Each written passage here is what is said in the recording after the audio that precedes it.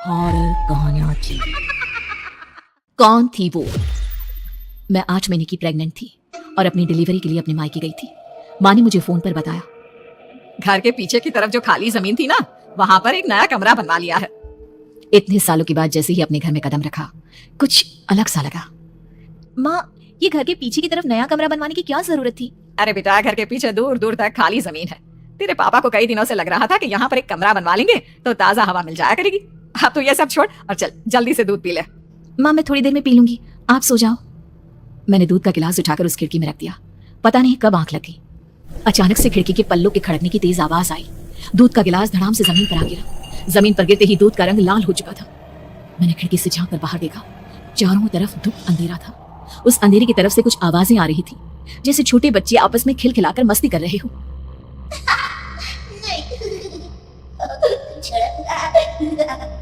इतनी रात को इतने घनघोर अंधेरे में बच्चों की आवाज कैसे आ रही है? घड़ी में वक्त देखा तो ठीक 12 बजे थे। देखकर मैं सन्न रह गई।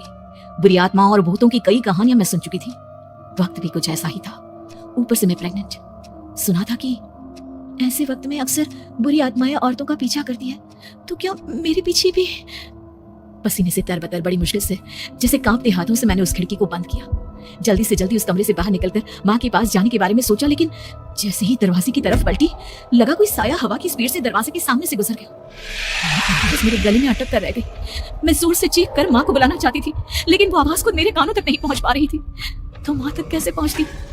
खिड़की के पल्ले एक बार फिर तेज हवा के झोंके से धड़ाम करके गिर गया और पूरी ताकत से मैं चीख पड़ी। जानती थी मेरी चीख की आवाज सुनकर कुछ ही सेकंड में माँ वहां पहुंच जाएगी, लेकिन ऐसा कुछ हुआ ही नहीं। मेरा कलेजा डर के मारे फटा जा रहा था। आखिर माँ ने मेरी आवाज क्यों नहीं सुनी? इतनी गहरी नींद में तो माँ कभी नहीं सोती।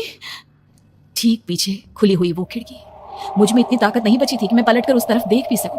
हवा का एक सनसनाता हुआ झोंका उसी वक्त मेरे कानों से आकर टकराया। लगा जैसे किसी ने दबी हुई आवाज में धीरे से मुझसे कहा, चली जाओ यहाँ से। मैंने दोनों हाथ अपने कानों पर रख लिए और एक बार फिर ताकत लगाकर जोर से चीखने की कोशिश की, माँ, पापा।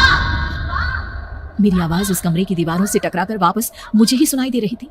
जितनी ताकत के साथ मैंने चीखने की कोशिश की थी, कुछ ही देर बाद उससे कहीं ज्यादा तेज और दर्दनाक चीख मुझे सुनाई देने लगी। ये आवाज ठीक मेरे पीछे खिड़की से आ रही थी। वो आवाज मेरे कानों में पिघलते हुए लोहे की तरह गिर रही थी। उन आवाजों में हैवानियत थी। वो आवाजें किसी इंसान की नहीं है, इतना मैं समझ चुकी थी।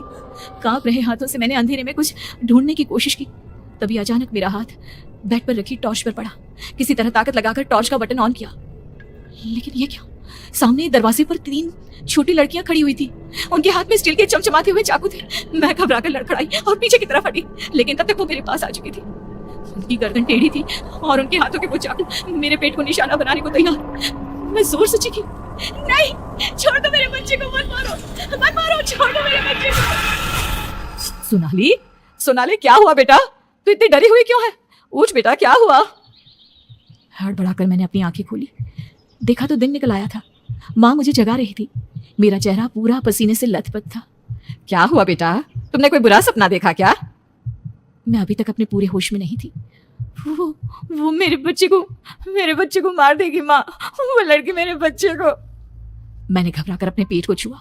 सब कुछ ठीक था। और वो दूध जो रात को यहाँ पर गिर गया था, उसका रंग लाल हो गया था। माँ ने हंसते हुए दूध का गिलास मुझे दिखाया। तुमने दूध पिया ही नहीं, पूरा का पूरा ऐसे ही रखा हुआ है। तुमसे कहा था ना सोनाली, सेहत के लिए लापरवाही ठीक नहीं बेटा। लेकिन मैंने तो सब कुछ अपनी खुली आंखों से देखा था।